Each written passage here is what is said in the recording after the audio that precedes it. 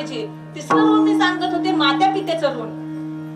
ज्यांनी आपल्याला जन्म दिला, आतापर्यंत आपलं पालन पोषण केलं, असे हे माता पिता, यांचं सुद्धा ऋण आपल्याला फेडता येत नाही. 3 प्रकारचे ऋण आहेत, आपल्याला फेडता येत नाही. आयुष्यभर तुम्ही कितीही कर्म करा, कितीही फेडायचा प्रयत्न करा, हे 3 प्रकारचे ऋण आपल्याला फेडता येत नाही. पण फेडता येत नाही म्हणून फेडायचा प्रयत्नच करायचा नाही का? फेडता येत नाही म्हणून फेडायचा प्रयत्नच करायचा नाही का? एक गोष्ट सांगू, माणसाने मला जमत नाही म्हणण्यापेक्षा मी प्रयत्न करून देखील मला हे जमलं नाही असं प्रांजळ मनाने कबुली देण्यातच खरा पुरुषार्थ आहे. विठ्ठल विठ्ठल.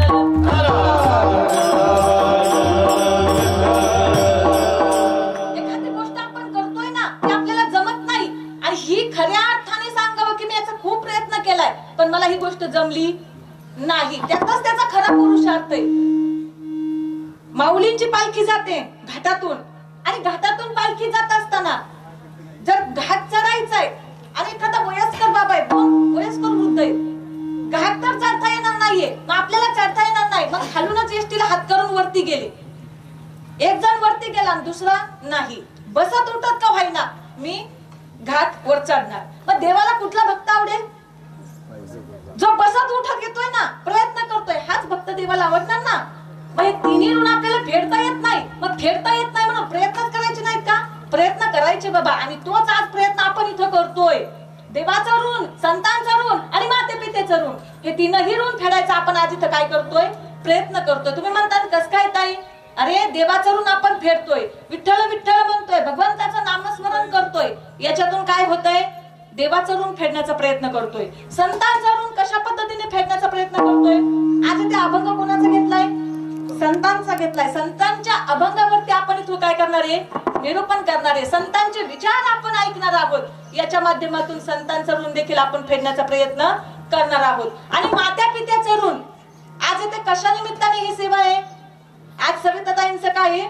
प्रथम पुण्यस्मरण आहे आणि त्या निमित्ताने तुम्ही आम्ही सर्वजण जमलेलो आहोत आणि त्या निमित्ताने इथं कीर्तन रूपी सेवा आहे. मग हे सर्व श्रेय आपण कुणाला देणार आहोत? सविताताईंना देणार आहोत. मग याच्या माध्यमातून आपण माते पितेचं सुद्धा ऋण फेडायचा प्रयत्न करणार आहोत. विठ्ठल विठ्ठल.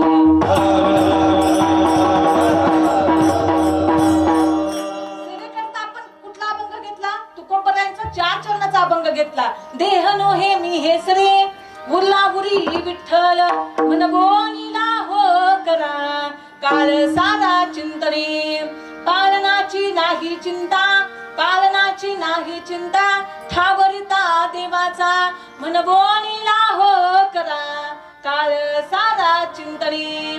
तुका म्हणे जीवासाठी देव पोटी पडेल मनगोनीला हो करा काळ सारा चिंतने. ऐका सगळ्यांनी, ऐका सगळ्यांनी इकडे लक्ष द्या. अभंग किती चरणाचा आहे? 4 चरणाचा आहे. आणि 4 चरणाच्या अभंगामध्ये तुकोबराय काय करतात? द्वितीय चरणामध्ये आपल्याला उपदेश करतात. उपदेशपर प्रकरणातील हा अभंग आहे. उपदेश काय करतात तुकोबराय? मनगोनीला हो करा काळ सारा चिंतने. एवढाच उपदेश तुकोबराय आपल्याला करतात. काय करतात उपदेश? मनोनी लाहो करा काळ सारा चिंतने. म्हणजे काय नेमकं? मनोनी लाहो करा. लाहो म्हणजे अरे त्वरा करा, गडबड करा. तुकोबराय सांगतात म्हणून तुम्ही घाई करा, त्वरा करा, गडबड करा आणि गडबड करून काय करा? काळ सारा चिंतने. एवढाच उपदेश तुकोबराय आपल्याला करतात. पण उपदेश तुकोबराय आपल्याला करतात, ऐकणारा काय म्हणतो? कशासाठी? एखादी गोष्ट जर आपण एखाद्याला सांगितली ना, पहिला प्रतिप्रश्न तिकडून येतो का? कशासाठी?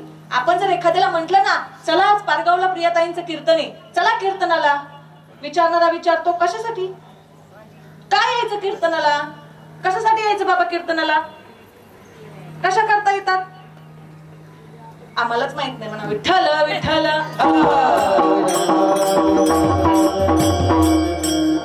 आपल्यालाच माहित नाही कीर्तनाला कशा करता येतात, तर आम्ही दुसऱ्याला कसं म्हणायचं चला कीर्तनाला? कीर्तनाला आपण कशासाठी येतो बाबा? काहीतरी हेतू त्याला सांगावा लागेल ना. अरे बाबा चल तिथं गेल्यावरती झोप चांगली येते, कीर्तन संपल्यानंतर भोजन असतं, म्हणून तरी कीर्तनाला काहीतरी हेतू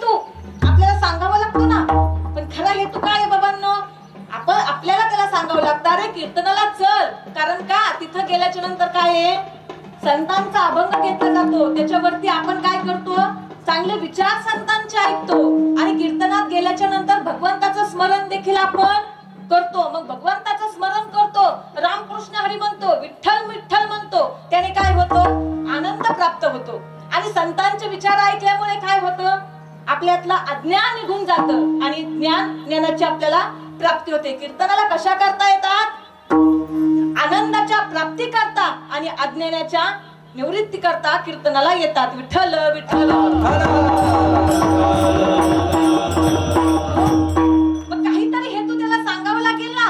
तसं तुकोबरायांकडे काही हेतू नाही का, तुकोबराय उपदेश करतात, मग त्या उपदेशाच्या पाठीमागे काही हेतू नाही का, त्या उपदेशाच्या केलेला पाठीमागचा जो भाव आहे त्या भावाला उपलक्षित करावं लागतं. तेव्हा त्या उपदेशाला काय होतं, महत्व येतं. कशासाठी तुकोबराय आपल्याला उपदेश करतात, मनगोनीला हो करा काळ सारा चिंतने. कशासाठी तुकोबराय सांगतात, एवढी घाई करा, त्वरा करा, गडबड करा आणि काळ चिंतनामध्ये सारायला सांगतात.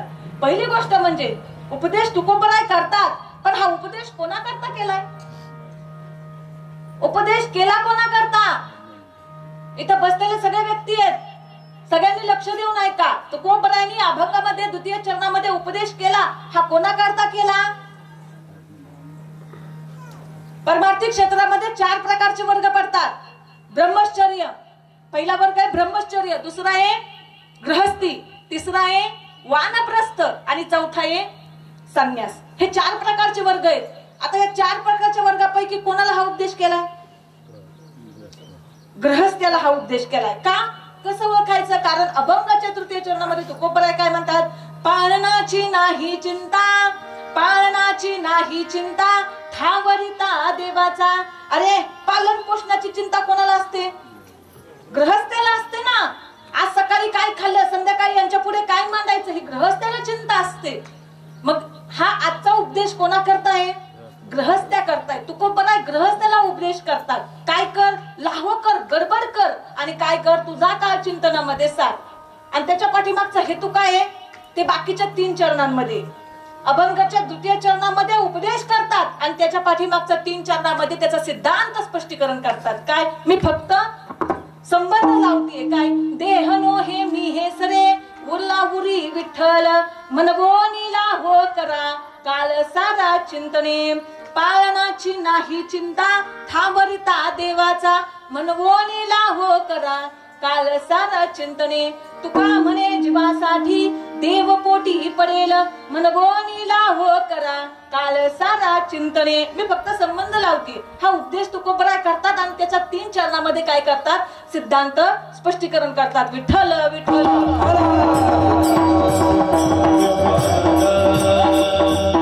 गृहस्थ्याला तुकोबराय उपदेश करतात. असाच एक गृहस्थी, तुमच्या आमच्यासारखा प्रपंचामधला गृहस्थी.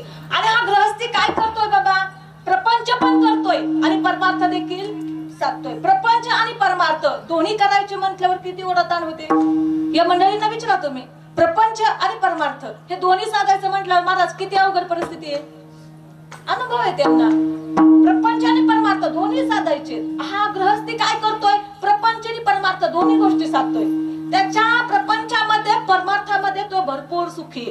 आणि हा गृहस्थी शेतामधून घरी येत असताना गावामध्ये आल्यानंतर प्रत्येक गावामध्ये कट्ट्यावरती बसलेले 4 असतात आणि त्या चौघांनी त्याला आवाज दिला, अरे सदा हेकडी ये म्हटले.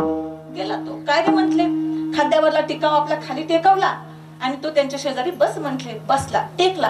हे 4 जण त्याला म्हणतात, अरे तू प्रपंच करतो, परमार्थ करतो, तुझ्या जीवनामध्ये तू किती ओढाताण करतो, तुला कसं हे जमतं.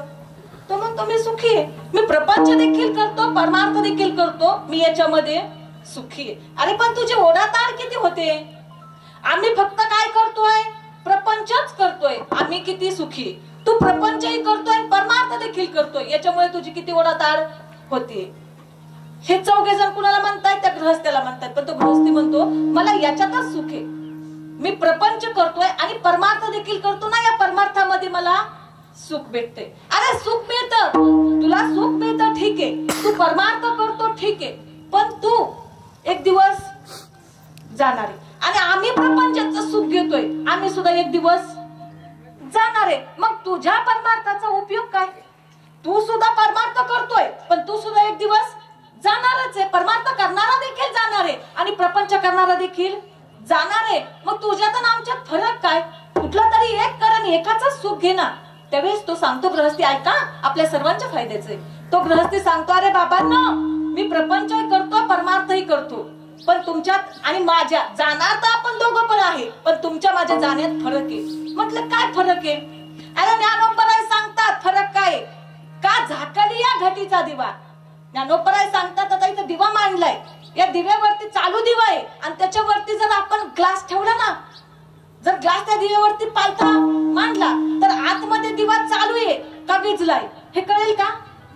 हे दिसतच नाही. आतमध्ये दिवा चालू आहे का विझलाय हे दिसत नाही. तो गृहस्थी सांगतो अगदी त्याच पद्धतीने मी जाणार आहे.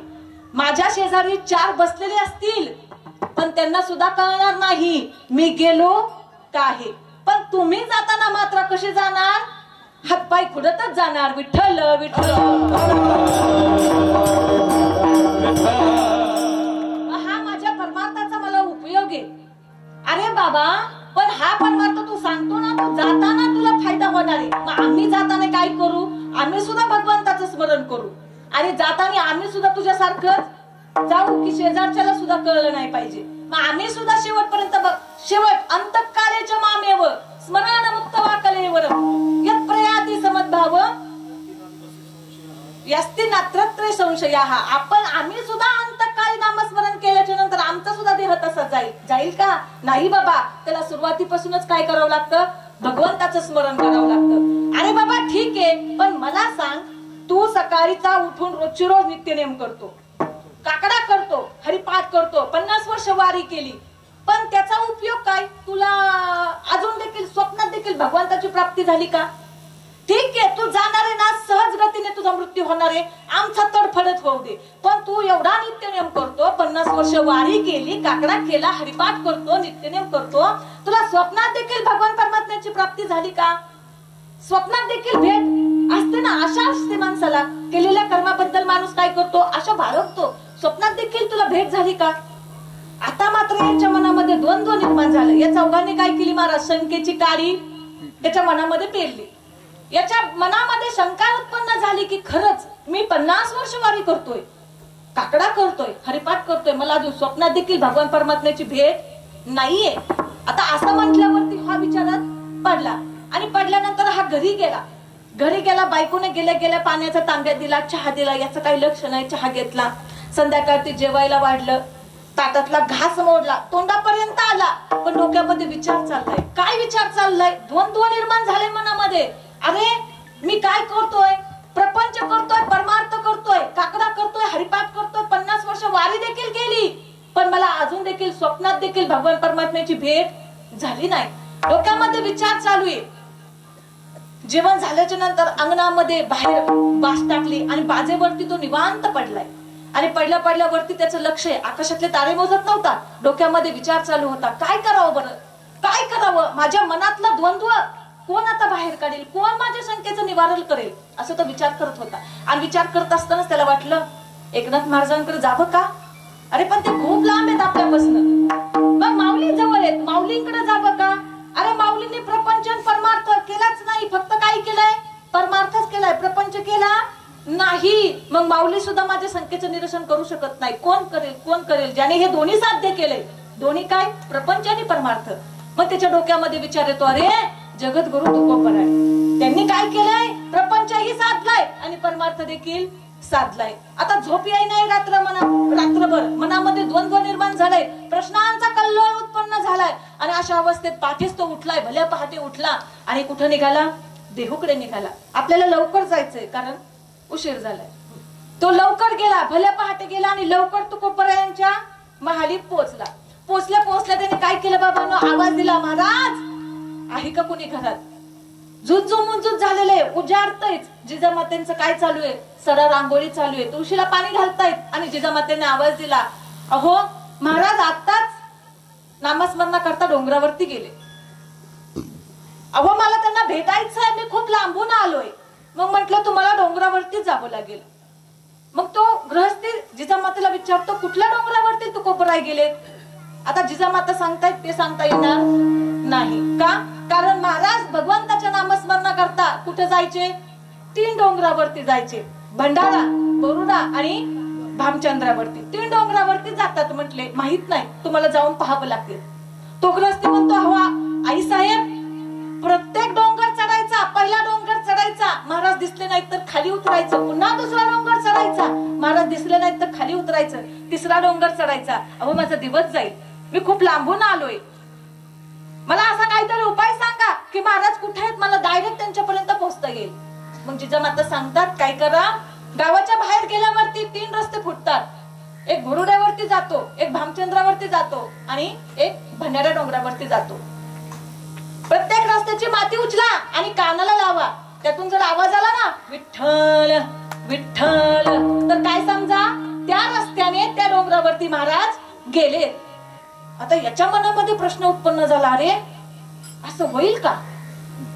असं कसं शक्य आहे? असं कसं होईल? मनामध्ये त्याच्या उत्सुकता लागली. तो झप झप झप झप पावलं टाकत गावाच्या बाहेर आला.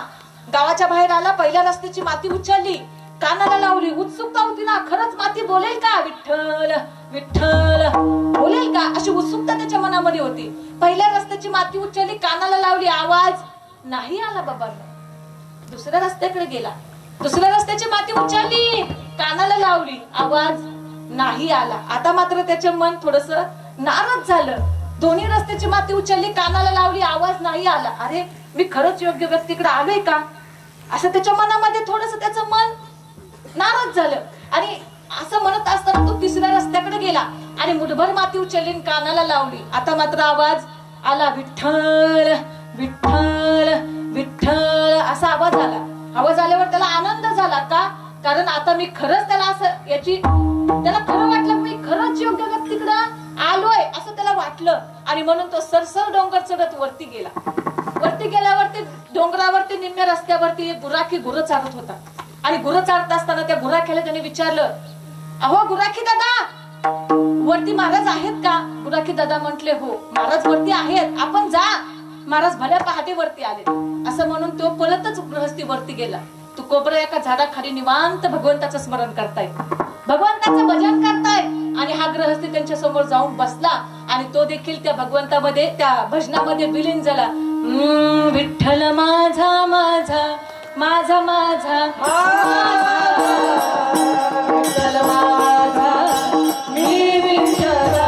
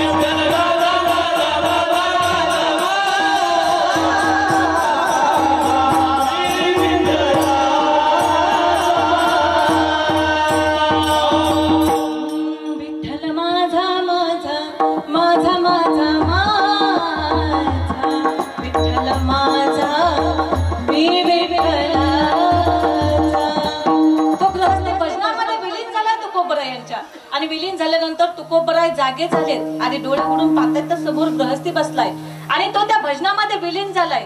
तुकोबरायाने त्याला हलवून जागे केलं. म्हटले महाराज कुठून आलात तुम्ही?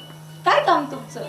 त्यावेळेस तो गृहस्थी सांगतो, ऐका मी माझं चिंतन झाल्याच्या नंतर कीर्तनाच्या शेवट तुम्हाला काही प्रश्न विचारणार आहे, त्याच्यामुळे खूप महत्वाचं आहे, सगळ्यांनी लक्ष देऊन ऐका. तो गृहस्थी तुकोबऱ्याला सांगतो, हो तुकोबरा मी खूप लांबून आलोय, माझ्या मनामध्ये प्रश्न उत्पन्न झालेत. काय प्रश्न उत्पन्न झालेत? अहो मी 50 वर्ष वारी केलीये, नित्यनेम करतोय, हरिपाठ करतोय, काकडा करतोय, पण मला अजून स्वप्नात देखील भगवंताची प्राप्ती नाहीये. सांगा मी काय करू? भक्ती करू का पोट भरू? सांगा मी काय करू? प्रपंच करतोय, प्रपंच करत करत परमार्थ देखील करतोय, पण मला अजून स्वप्नात देखील भगवंताची प्राप्ती नाहीये. असं म्हटल्यावरती तुकोबराय म्हणतात, प्रपंच करतो, परमार्थ करतो, स्वप्नात देखील भगवंताची प्राप्ती नाही. मग ठीक आहे म्हणले, काय कर? एकच काम कर, तू तुझ्या आयुष्यामध्ये काय कर बाबा, फक्त मनवोनी लाभो करा. म्हणजे लाभो म्हणजे काय? त्वरा करा, गडबड करा, आणि गडबड करून काय कर? भगवंताचं नामस्मरण. काळ सारा चिंतने. का हो तुकोबराय आपल्याला एवढी घाई करायला लावतात? का तुकोबराय आपल्याला घाई करायला का सांगतात? आणि घाई करून काय करायला सांगतात? काळ सारा चिंतने. काळ आपल्या चिंतनामध्ये सरायला सांगतात, घाई करून सांगतात. गृहस्थाचा प्रश्न आहे ना, काय करू? म्हणून तुकोबराय त्याला उपदेश करतात, मनोनी लाभो करा काळ सारा चिंतने. मग आपल्या आयुष्यामध्ये घाई का करायची? सुभाषितकार सांगतात, अजरामरवत प्राज्ञो विद्यामर्थम च चिंतयेत गृहीत इव केशेषु मृत्यूनाम धर्म आचरेत.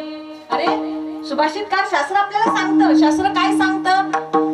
शास्त्र आपल्याला घाई, दोन गोष्टीची आपल्याला घाई करायला सांगतं, आणि दोन गोष्टी आपल्याला निवांत करायला सांगतं. आपल्या आयुष्यामध्ये काही गोष्टी अशा आहेत की त्या निवांत केल्या तरी चालतात, आणि काही गोष्टींची मात्र गडबड करावी लागते, घाई करावी लागते. शास्त्र आपल्याला सांगतं दोन गोष्टी आहेत, निवांत करा, सावकाश करा. कोणत्यात? अजरामरवत प्राज्ञ, म्हणजे मी अमरच आहे असं समजून दोन गोष्टी करायच्यात. कुठल्या? विद्या. विद्या मिळवताना माणसाने काय केलं पाहिजे? निवांत मिळवायची, मला मरण येणार नाही असं समजून विद्या मिळवायची. आणि दुसरी गोष्टी धन, वित्त, पैसा, ही सुद्धा कशी कमवायची? निवांत कमवायची. निवांत म्हणजे टेबला खालून नाही, 2 नंबर नाही. निवांत, निवांत म्हणजे चेक करायचा आहे आपल्या प्रपंचामधला पैसा जो येतोय ना, तो कशा पद्धतीने येतोय ते आपल्याला चेक करून पडताळणी करूनच आपल्या प्रपंचामध्ये मिळवायचंय, पण उत्तम प्रकारचाच. टेबला खालून नाही. टेबला खालून येणारं प्रत्येक धन कुठून कसं जाईल सांगता येत नाही. तुम्ही जरी टेबला खालून घेतलं ना, तरी ते लगेच इकडे दवाखान्यामध्ये, लगेचच दवाखान्यामध्ये प्राप्त होतं. विठ्ठल विठ्ठल.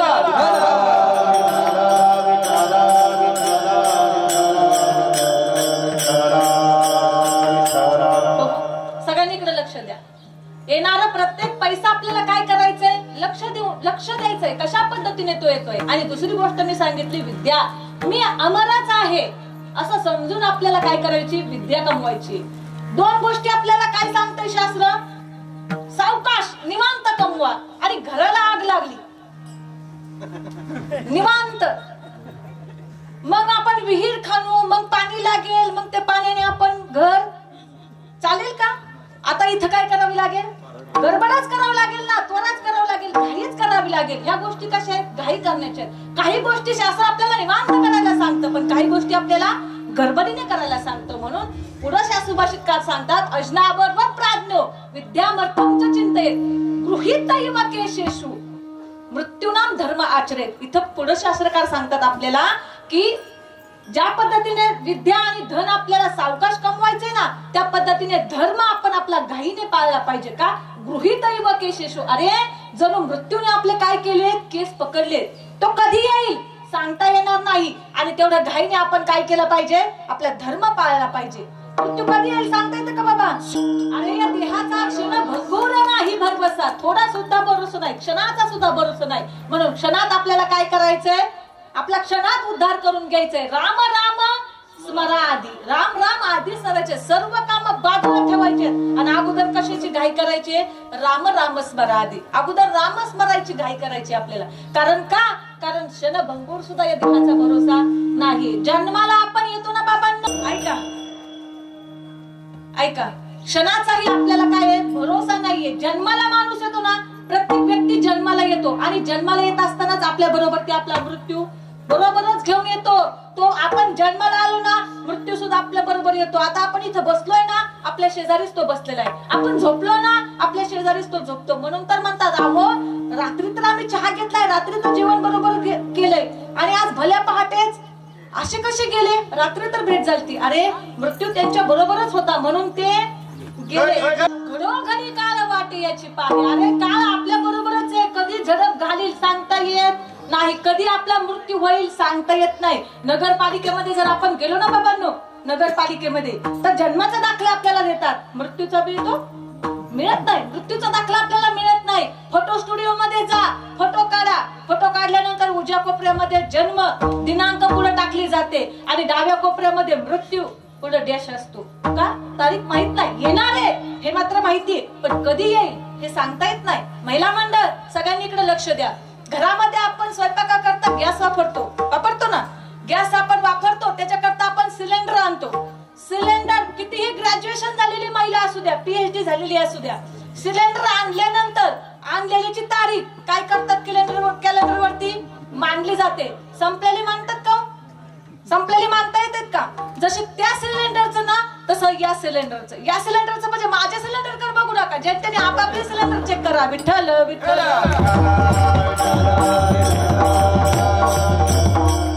आपापले सिलेंडर चेक करायचे. याची जन्मलेली तारीख आहे, पण मृत्यूची तारीख कधी हे सांगता येत नाही. म्हणून आपल्याला तुकोबराय उपदेश करतात. काय करतात? त्वरा करा, घाई करून काय करा? भगवंताचं स्मरण करा.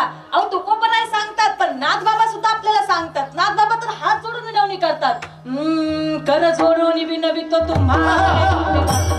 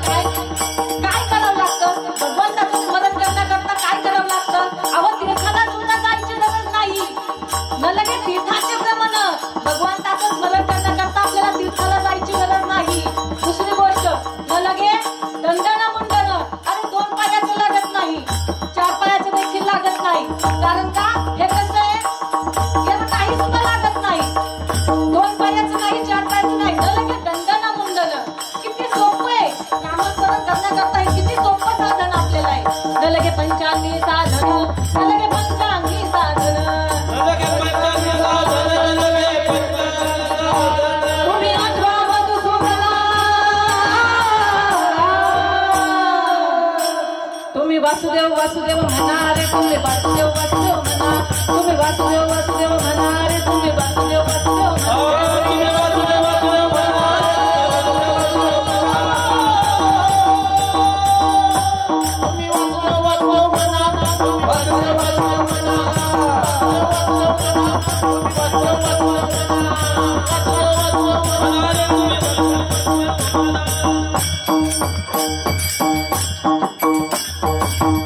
अरे नाथबाबा सुद्धा आपल्याला हात जोडून विनवणी करतात. काय तुम्ही काय करा, वासुदेव वासुदेव म्हणा. एवढं सोपं साधन आहे, आपल्याला याला काही सुद्धा करावं लागत नाही.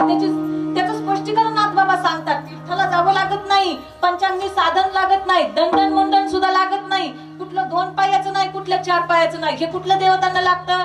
शेंदारी हेंदारी दैवत आपले कोण पूजिते भूते खेते.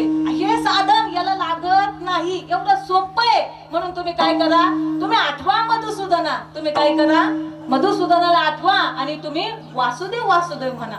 एवढं घाई तुकोबरे आपल्याला आपल्या जीवनामध्ये करायला सांगतात. हे उपदेश कोणाला करतायत? गृहस्थाला करतायत. तो गृहस्थी म्हणतो ठीक आहे तुकोबर आहे, तुम्ही मला सांगताय, मी तुमचं ऐकतो, मी माझ्या जीवनामध्ये घाई करतो, त्वरा करतो, भगवंताचं स्मरण करतो. पण मला सांगा, माझा खूप मोठा प्रपंच आहे, माझा खूप मोठा बिझनेस आहे, बिझनेसचं काय करू? खूप मोठा बंगला आहे, खूप मोठी गाडी आहे, खूप मोठा बिझनेस आहे, माझं असं आहे, माझं तसं आहे, असं आहे, त्याचा मी मी मी मी पाहिजे. हे गणितच आपल्याला कळलं नाही. ज्यावेळेस आपल्याला हे गणित कळलं ना, आपल्या आयुष्यातलं, माणसाच्या आयुष्यातलं काय सरलं पाहिजे आणि काय उरलं पाहिजे, हे ज्यावेळेस त्याला गणित कळलं ना, त्यावेळेस तो मनुष्य धन्य होऊन जाईल बाबा. कारण आपल्याला गणितच समजलं, हे गणित तुकोबरायांना समजलंय. आपल्या मानवी जीवनाची शोकांतिकाच आहे. माणसाला जे सरावं वाटतं ना ते उरत जातं, आणि जे उरावं वाटतं ना ते सरत जातं. ही मानवी जीवनाची शोकांतिका आहे. का काय सरावं वाटतं आपल्याला? आपल्या जीवनातले प्रपंचातले दुःख आपल्याला सरावी वाटतात, पण ते जन्म जन्मांतराची उरतच जातात. आणि आयुष्य उरावं वाटतं, पण ते मात्र सरत जातं. ही मानवी जीवनाची शोकांतिका आहे. आपल्याला समजत नाही, गणितच आपल्याला अजून जमलं नाही की माणसाच्या आयुष्यातलं काय सरलं पाहिजे आणि काय उरलं पाहिजे. तुकोबराय सांगतात ना, तुका म्हणे का मरणेची सारे, तुका म्हणे का मरणेची सारे, तुका म्हणे का मरणेची सारे, तुका म्हणे का मरणेची सारे, तुका म्हणे का मरणेची सारे, तुका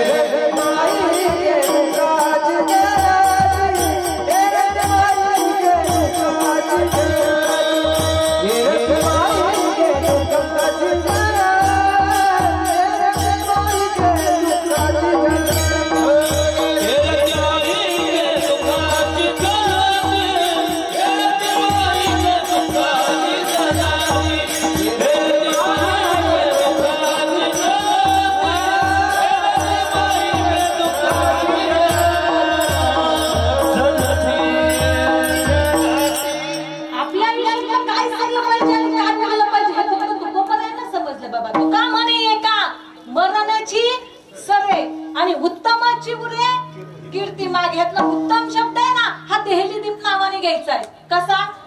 तुका म्हणे एका मरणाची सरे, मरण पण आलं पाहिजे. कसं? उत्तम. आणि उत्तमाची उरे कीर्ती मागे, कीर्ती पण उरली पाहिजे. कशी? उत्तमच उरली पाहिजे. हा उत्तम शब्द आहे ना, हा देहली दीप नावाने घ्यायचा. म्हणजे उमऱ्यावरती जर आपण दिवा लावला ना तर त्याचा याही रूम मध्ये प्रकाश पडतो आणि या सुद्धा रूम मध्ये प्रकाश पडतो. असा हा उत्तम हा शब्द आहे. हा देहली दीप घ्यायचा. मग उत्तमच कीर्ती उरली पाहिजे, उत्तमच मरण आलं पाहिजे. नाही तर माणसाने मरणाच्या भानगडीत पडायचंच नाही. माणसाचं उत्तम मरण म्हणजे काय बाबांनो? हातामध्ये ज्ञानेश्वरी आहे, हातामध्ये गाथा आहे आणि आपल्याला मरण आले, है की नाही उत्तम मरण? भगवंताचं दर्शन घेण्याकरता गेलाय, पांडुरंग परमात्म्याला डोळे भरून पाहिलंय आणि चरणावरती मस्तक ठेवल्याबरोबर ती गेलं, है की नाही उत्तम मरण? आणि दुसरं मरण आहे अजून, देशाच्या सीमेवरती लढतोय आणि लढता लढता गेलाय, देशासाठी गेलाय, है की नाही उत्तम मरण? मग असं मरण आलं तर मरावं, नाहीतर मरायच्या भानगडीत पडायचंच नाही. बाबा कुठं तरी गेलाय, फोनवर बोलतोय, धडकलाय, गेलाय.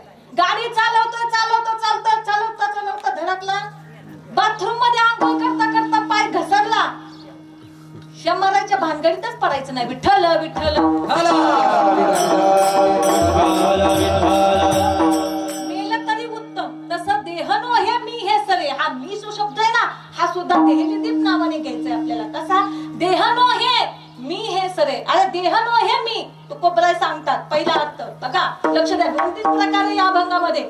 देह नो हे मी, मग तू कोण आहे? अरे मी वासुदेव तत्वत आहे, मी अहम ब्रह्मास्मी आहे, मी वासुदेव तत्वत आहे. मी वासुदेव कोण आहे? वासुदेव तत्वत आहे, अहम ब्रह्मास्मी.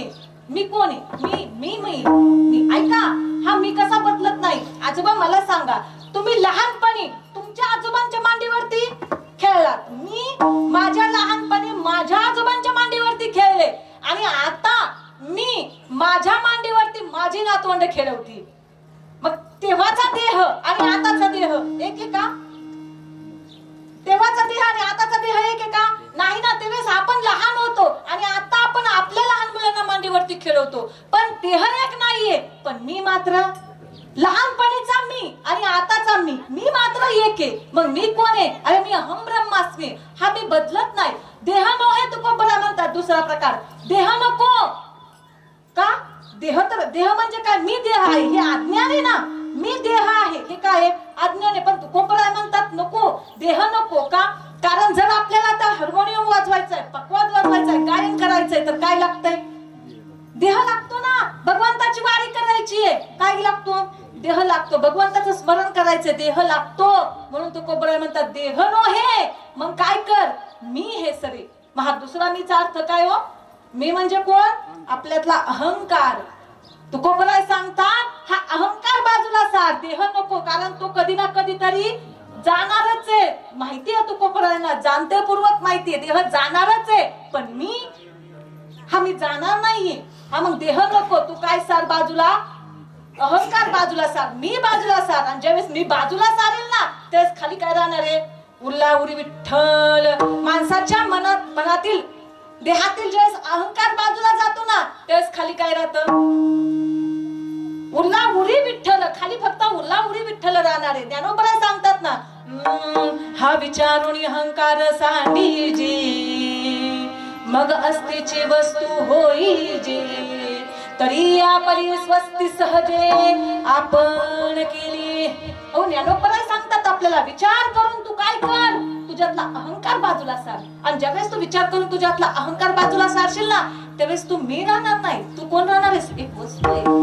आपल्यातला अहंकार गेला ना तर काय होईल? तू का म्हणे देव झाला? आपण आपोआपच देह नो हे मी हे सगळे उल्ला उरी विठ्ठल विठ्ठल तत्वाला आपण जाऊन पोहोचणार आहे. फक्त अहंकार आपल्याला बाजूला सारायचा आहे. हा जर अहंकार बाजूला सारला ना तर आपण फक्त एक वस्तू आहे बाबांनो, वस्तू आहे. फक्त मी बाजूला सारा. अरे सीता स्वयंवरामध्ये धनुष्यबाण मांडला होता. स्वयंवराची अट होती, स्वयंवरामध्ये जो कोणी धनुष्यबाण उचलेल ना आणि त्याचे 2 तुकडे करेल त्याला सीता मैया प्राप्त होणार होत्या. कुणाला जमलं नाही बाबा. रावण सुद्धा तिथे गेला, इथपर्यंत धनुष्यबाण उचलला, परंतु 2 तुकडे करता आले नाही. मग माझ्या प्रभूचं आगमन झालं. प्रभूंनी धनुष्यबाण उचलला, त्याचे 2 तुकडे देखील केले, सर्वांना ज्ञाते. आणि 2 तुकडे केल्याच्या नंतर त्या धनुष्यबाणाला एका व्यक्तीने विचारलं, का रे बाबा? म्हटला तू जोडलेला होता, तुला आता तोडलं, भगवंताने तुला तोडलं, मग तुला वाईट वाटत नाही का? तुला भगवंताने आता तोडलं, तुझे 2 तुकडे केले, तुला वाईट वाटत नाही का? त्यावेळेस तो धनुष्यबाण सांगतो, ऐका, तो धनुष्यबाण सांगतो, ज्यावेळेस मी जोडलेला होतो ना त्यावेळेस मी इतरांना तोडायचं काम केलं, आणि आज मला भगवंताने तोडलं ना तर मी आज जोडायचं काम केलं. कस काय जोडायचं काम केलं? कारण धनुष्य प्रभू रामचंद्राने मला तोडलं, म्हणून प्रभू रामचंद्रांना कोण प्राप्त झाल्या? सीतामय्या प्राप्त झाला. ज्यावेळेस मी जोडलेला होतो त्यावेळेस मी धनुष्य बाण मारून इतरांना तोडायचं काम करायचो. आज मला भगवंताने तोडलं म्हणून मी जोडायचं काम केलंय. मग आपल्यातला फक्त मी बाजूला सारा, आपोआप आपण काय होणार आहे, विठ्ठल तत्वाला जाऊन पोहोचणार आहे. मग विठ्ठल तत्वाला जाऊन पोहोचणार आहे. ठीक आहे, गृहस्थी म्हणतो तुकोबर आहे, ठीक आहे म्हटलं, मी माझ्यातला अहंकार पण बाजूला सारेन. पण मी जर घाई करून नुसतं नामस्मरण केलं आणि माझ्यातला मी सुद्धा बाजूला सारला, मग आता प्रपंचाचं काय? प्रत्येक बसलेल्या प्रत्येक व्यक्तीला काळजी आहे ना. जर भगवंताचं स्मरण करत बसलो तर प्रपंच कसा चालेल? प्रपंच चालायला काय लागतं? पैसा लागतो, तो कमवला पाहिजे. देर हरी पांगावर कोण देणार आहे का आपल्याला? देणार नाही बाबा. मग माझ्या प्रपंचाचं काय? त्यावेळेस अभंग तृतीय चरणामध्ये त्याला तुकोबराय सांगतात.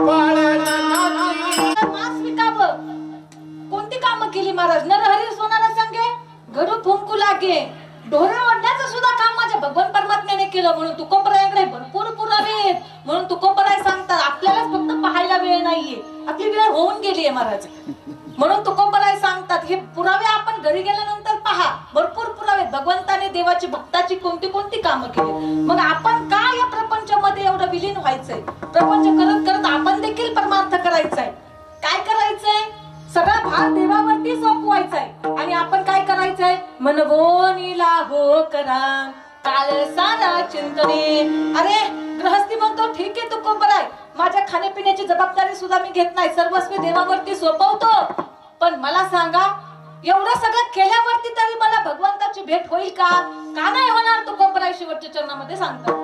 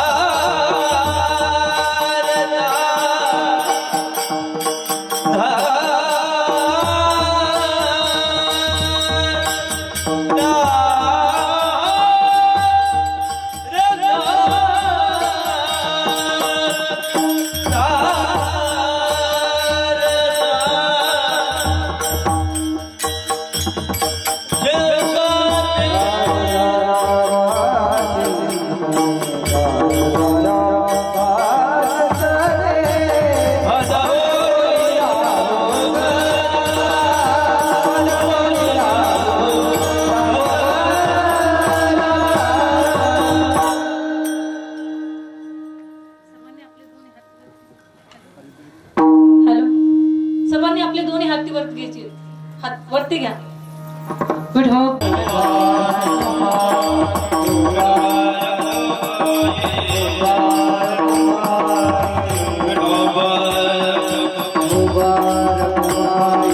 तो ठीक आहे तुकोबराय, मी माझ्या पाळण्याची चिंता नाही करणार, पण मला आता भगवान परमात्म्याची भेट होईल का? पहिल्यापासूनचा प्रश्न त्याचा होता ना गृहस्थाचा तुकोबरायांना. काय मी प्रपंच करतोय, परमार्थ करतोय, पण मला अजून स्वप्नात देखील भगवान परमात्म्याची भेट नाहीये. मग तुकोबरायांनी त्याला उपदेश केलाय. काय? मनवोनीला हो करा काळ सारा चिंतने. तू तुझ्या जीवनामध्ये घाई कर, मृत्यू कधी सुद्धा येऊ शकतो.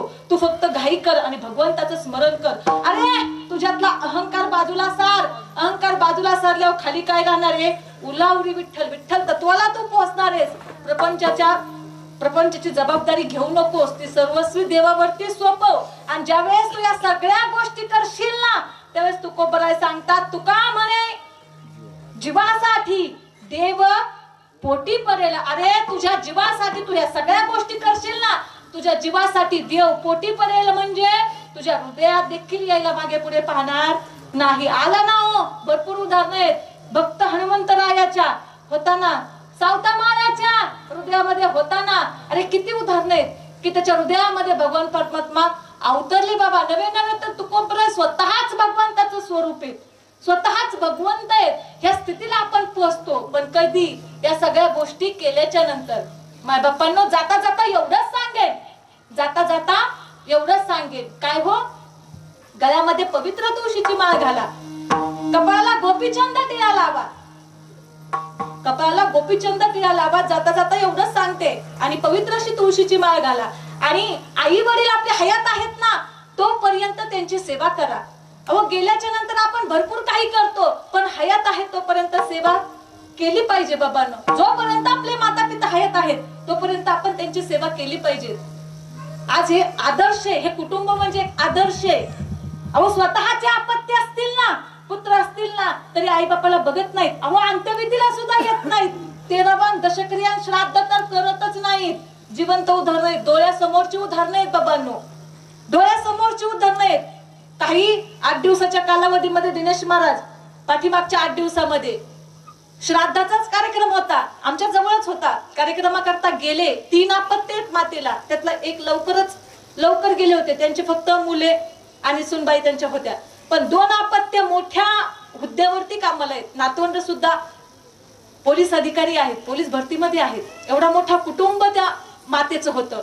पण श्राद्ध घालायचं म्हटल्यावर खर्च देखील करेना तो. जिचा पती गेला होता ना, त्या सुनबाईने सांगितलं, महाराज परिस्थिती नाहीये, कारण का पती लवकर गेलेत, पण सासूबाईंचं वर्ष श्राद्ध करायचंय. मला माहित नव्हतं. तिथं गेल्यानंतर, कार्यक्रम झाल्याच्या नंतर कळलं की या मातेला अजून 2 मुलं आहेत आणि मोठ्या हुद्द्यावरती आहेत. बाबा पण अशा मुलांचा काय उपयोग आहे? ही जात जन्मालाच कशी येते? मोठ्या हुद्द्यावरती आहेत, नातवंड पोलीस अधिकारी आहेत, पण आई बापाचं श्राद्ध करायला देखील मागे पुढे पाहतात. ज्या आई बापाने जन्माला आल्यापासून आपल्या अपत्यांकरता, अपत्यांचं पालन पोषण करण्याकरता कुणाच्या तरी रस्त्यावरती, वरंड्यावरती राहून दिवस काढलेत, कुणाकरता? अपत्यांकरता. आणि आज त्यासाठी त्यांना काय नाहीये, त्यासाठी पैसे नाहीत त्यांच्याकडं. एवढ्या मोठ्या अपत्यांचा उपयोग काय असला अपत्यांचा बाबांनो? अरे आपल्यावरती जे कोण निस्वार्थी प्रेम करतं ना, ते फक्त आपले आई आणि बाप आहेत. ते आपल्यावरती निस्वार्थी प्रेम करतात. अरे अख्ख्या गावामध्ये जा, दसऱ्या दिवाळीच्या सणाला अख्ख्या गावामध्ये जा, अख्ख्या गावाच्या पाया पडा. दसऱ्या दिवाळीच्या सणाला अख्ख्या गावाच्या जरी पाया पडलात ना, तर डोक्यावरून, पाठीवरून हात फिरवून निस्वार्थी प्रेम करणाऱ्यांपैकी आशीर्वाद कुणीही देणार नाही. अख्ख्या गावाच्या पाया पडा दसऱ्या दिवाळीला, तरी डोक्यावरून, पाठीवरून हात फिरून आशीर्वाद कोणी देणार नाही. पण घरी आल्याच्या नंतर आपले माता पिता कसे आशीर्वाद देतात हो? डोक्यावरून, पाठीवरून हात फिरवून आपल्याला आशीर्वाद देतात. एवढं निस्वार्थी प्रेम आपल्यावरती करतात. निवडून जर आलो ना, निवडून आलो, गावातले लोक काय करतात? मिरवणूक काढतात, दारात आणतात. दारामध्ये पत्नी ताट घेऊन उभी आहे, ताट ओवळण्याकरता, ओवळून आतमध्ये घेतीये. पण जो निवडून आलाय ना, त्याच्या आतमध्ये गेल्याच्या नंतर हॉलमध्ये एक फोटो लटकवलेला असतो आई वडिलांचा. त्याच्यावरती त्याचं लक्ष जातं का मी गाव कौतुक करताय, पत्नी कौतुक करतेय. पण जर आज माझे माता पिता हयात असते ना, तर त्यांना किती अभिमान वाटला असता की आज काय झाले, माझा मुलगा निवडून आलाय. एवढं निस्वार्थी प्रेम फक्त आपल्यावरती कोण करतं बाबा? आपले आई बापच करतात. आचार्य विनोबा भावे आचार्य होते.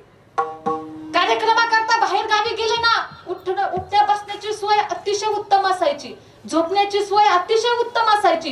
पण विनोबा भावे काय करायचे? पूर्वीच्या काळी तंबूची वायरची पिशवी असायची, त्या वायरच्या पिशवीमध्ये 2 साड्या आईच्या घेऊन जायचे आणि एक साडी त्या पलंगावरती हातरायचे आणि दुसरी साडी उशावरती डोक्याखाली घ्यायचे. बघणारे लोक म्हणायचे, आचार्य हे काय करताय तुम्ही? तुमची किती सुविधा भारी केलीये, सुंदर असा पलंग सजवलेला आहे, तुम्ही असं काय करताय? आचार्य म्हणायचे, आई आहे का घरी? हो आहे की म्हटले. मग घरी जा, आईचा आधी प्रेम बघा. अरे मी खाली पलंगावरती साडी अथरतो ना, मला असं वाटत नाही की मी काय पलंगावरती झोपलेलो नाहीये. मला असं वाटतं की मी माझ्या आईच्या मांडीवरती झोपले, डोक्याखाली साडी घेतो, आईच्या साडीवरती झोपतो. मला असं वाटतं मी आईच्या मांडीवरतीच झोपलो. एवढं निस्वार्थी प्रेम फक्त आपल्यावरती कोण करतं बाबांनो? आपले आई बापच करतात. पण ही संतांची भूमी आहे, ही प्रभू रामचंद्रांची भूमी आहे, जी की जे एक वचनी होते. ही श्रावण बाळाची भूमी आहे, जे आई वडिलांची सेवा करतात. अशा श्रावण बाळाची ही भूमी आहे. आणि अशा या भूमीमध्ये ही जातच जन्माला कुठून येते की ते आई बापच समजत नाहीत. आई कोण आणि बाप कोण हे समजत नाहीत. सासरवाशीन महिला भरपूर बसलेल्या आहेत तिथं. जर माहेराला गेला ना तर भाकरीचा तुकडा आणि पाण्याचा तांब्या घेऊन आपली आई रस्त्यावरती उभी असते. आपल्यावरती तुकडा ओवाळून टाकते. अरे भावाची कितीही गरिबी असू द्या, भावाकडे परिस्थिती नाहीये, पण आपली आई कधी आपली पिशवी रिकामी येऊन देत नाही. माझ्या सासूला 4 मुली आहेत. प्रेम जर पाहिलं ना रात्रभर झोप येत नाही. काही फक्त थोडंसं कळू द्या, असं काय झालंय, झोप येत नाही बाबा. का? तेवढं निस्वार्थी प्रेम त्यांच्यावरती आले ना. अरे नको काय नसू दे, पण 4 कांदे का होईना पिशवीमध्ये, काय का होईना भाजीपाला शेतामधून जाऊन ती पिशवीमध्ये टाकून देणार. का? याला तर म्हणतात निस्वार्थी प्रेम. एवढं निस्वार्थी प्रेम आपल्यावरती कोण करतं? फक्त आपले माता पिता करतात. कारण ही आई असते ना, ही आपल्या आपत्यांकरता काहीही करू शकते. म्हणून तर तुकोबराय म्हणतात ना, लेकुराचे हित वाहे माऊलीचे चित्त. ही फक्त लेकराचं हितच हिला माहिती असतं, बाकीचं काही माहित नसतं बाबांनो.